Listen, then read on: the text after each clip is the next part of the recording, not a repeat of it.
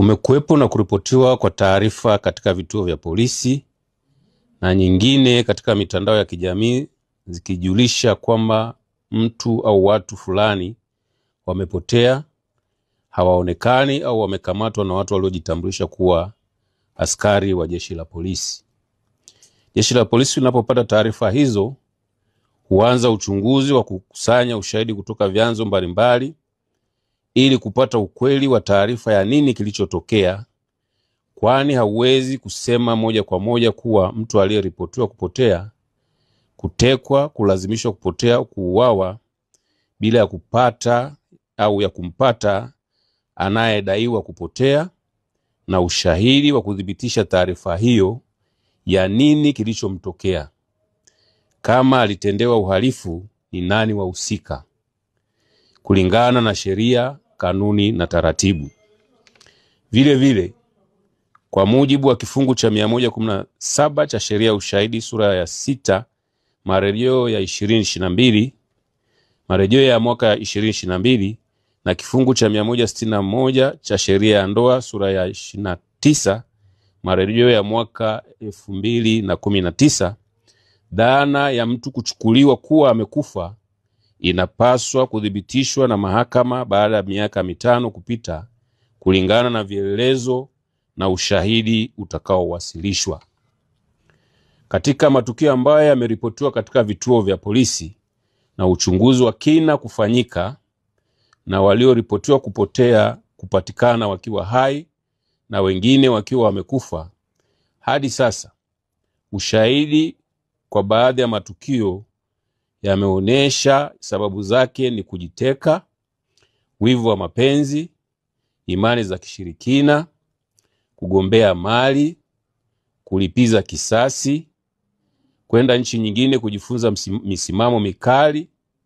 na kukimbia mkono wa sheria baada ya kufanya uhalifu. Miongoni mwa matukio hayo ambayo yamethibitishwa kwa sababu hizo ni pamoja na tukio la hivi karibuni linalomhusisha Sheikh Zuberi Said Nkoko, miaka 53, mwalimu wa dini na kiongozi katika taasisi ya Islam Foundation iliyopo mkoani Singida, ambayo pia inajishughulisha na shughuli za kuchinja wanyama. Katika tukio hilo, kupitia vyombo mbalimbali vya habari ikiwemo mitandao ya kijamii, kulisambaa taarifa za kutekwa kwa shehe huyo na watu waliowataja au waliotajwa kuwa ni askari wa jeshi la polisi tarehe 2 mwezi wa 6 2025 saa 5 usiku, akiwa na kiasi cha fedha taslimu shilingi za Kitanzania milioni 42. Taarifa ya kupotea kwake pia iliripotiwa polisi. Baada ya uchunguzi, ilibainika kuwa Sheikh Zuberi Said Nkoko hakuwa ametekwa, bali alitengeneza tukio la uongo la kutekwa ili kukimbia madeni aliyokuwa akidaiwa na watu mbalimbali. Majina yao yamehifadhiwa kwa sababu za kiuchunguzi, yenye jumla ya shilingi za Kitanzania milioni 521 na laki 5. Sheikh Zuberi atafikishwa mahakamani baada ya taratibu za kisheria kukamilika. Baadhi ya matukio mengine yaliyohusishwa na utekaji wa watu vikihusishwa vyombo vya dola, lakini baadaye uchunguzi ukabaini kuwa vyombo vya dola havikuhusika kwenye matukio hayo,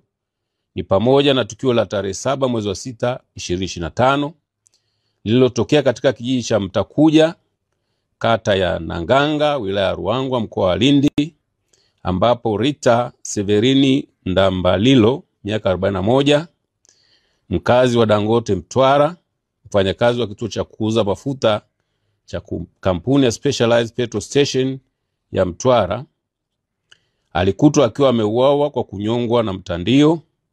na kutupwa kando ya makarasha ya Wachina katika kitongoji cha Nahungo, kijiji cha Mtakuja, kata ya Malolo, wilaya ya Ruangwa.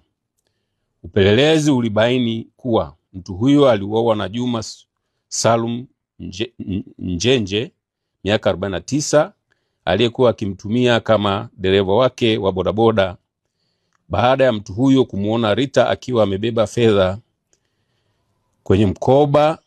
wake. Kabla ya mwili wake kupatikana, taarifa zilisambaa kuwa alikuwa ametekwa na watu wasiojulikana. Watuhumiwa wawili wamekamatwa na wamefikishwa mahakamani na kesi iko mahakamani. Tukio lingine linamhusu Regina Rajabu Chaula, miaka 62, aliyekuwa na makazi huko Bahari Beach, Kinondoni, Dar es Salaam na nchini Denmark, aliyedaiwa kuoa na Fred Rajabu Chaula na Bashiri Richard Chaula kisha mwili wake kutumbukizwa kwenye shimo la maji taka. Regina, ambaye alikuwa na kesi ya madai Mahakama Kuu Division ya Ardhi dhidi ya watuhumiwa hao, aliripotiwa kupotea ghafla Disemba 13, 2024 hadi tarehe 18 mwezi wa kwanza 2025, mwili wake ulipokutwa kwenye shimo hilo la maji taka baada ya upelelezi wa jeshi la polisi kufanyika. Watuhumiwa hao walikamatwa na kufikishwa mahakamani.